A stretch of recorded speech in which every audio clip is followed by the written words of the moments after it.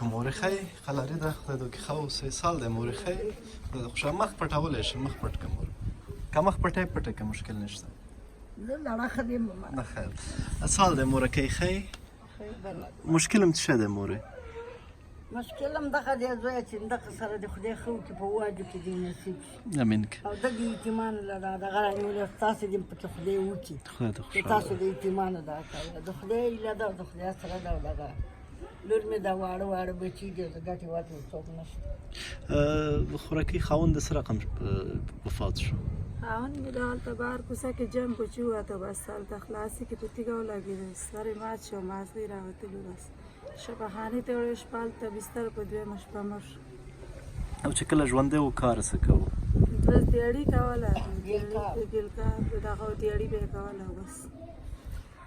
اوس د مشر زوی څو کلن دی دا واړه دي نو مشر خو یو د دې نه لږ دا غټ دی نور هغه مشران نشته دې ماشومکانو دا یخ ژمی همداسې تېر که بس دې خلکو وله یو شی چې ورکړي او بس هغوندې او بس کوم وخت کې خوراکۍ خواره شوې د دغه اختر په اوله ورځ باندې دا د اختر په ورځ جنګ و او اختر در باندې ماتم شو او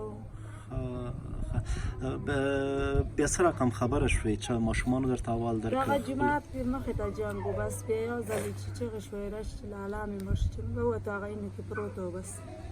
دې کلي خلکو جیب ته ویوړو شفاخانې ته بس بیا هغوی ورته دغه کول نو بس بیا هغه ګور و کفن مصارف تا درلودل بس نه بس هغه ولا بل چاره خوریا هغې ورکول نو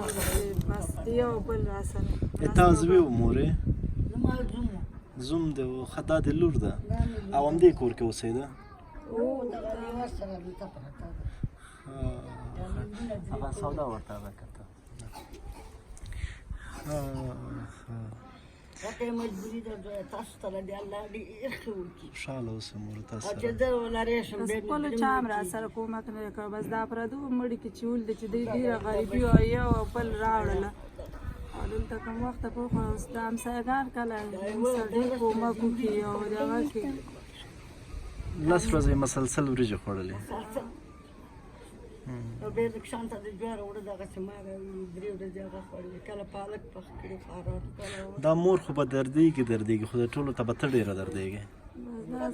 ما ته د زویم خوار شو دوه بچي خو مې بیا زوی په نکاح دوه بچي اوس پاکستان کې نیکه کاره سبق وایي دا هم راته خوار شو یوه بله پاکستان کې ده راته خوار شو زه د دیدنۍ ونه ډکه خپل زوی مې هم چا ویشتي پاکستان کې مړ شو نړۍ توت یو مې نه ویډور نه خپل زوی بدل زه غمونه دي زه چې راشم بیا مې دی ته چې ګورم همدا چې کور کې کوم کپ ډوډۍ خورم هغه هم په ماسان کې بیا دی سره ناست یم ته له دې نه بېله یې بل ځای کې اوسېږې زه کامه کې یم چې راځه فونډه شي د جوار اوړه دې ورته راوړي وو هغه دې ته چا ورکړي وو ماله مې تره بیا ما دی وکړي ایتمان لره ما دا ایتمان دي دا دی دی ته څنګه یې خوراکۍ نوم دې څه دی آسیا وریجې د خوړلې 15 ورځې څه شي ته یې ډېر زړه کېږي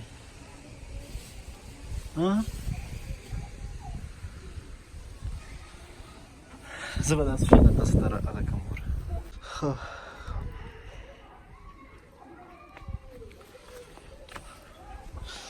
خورې وخت ډېر نه نیسم ماښام دی دا به تاسې ښه په ارامه زړه وخورئ صحیح دی دا چې خلاص شول زه نور هم راوړم صحیح دی تاسو سره او تا سره فقط بیخي په ارامه زړه وخورئ زه کوشش کوم چې میاشت په میاشت تاسو ته راوړم همدغونه هره میاشت تاسو ته راوړو تر څو دغه ماشومان ارامه شي دا د یوې خور درته رالیږلي ایمان نومیږي ایمان ته به دعاګانې کوئ صحیح دی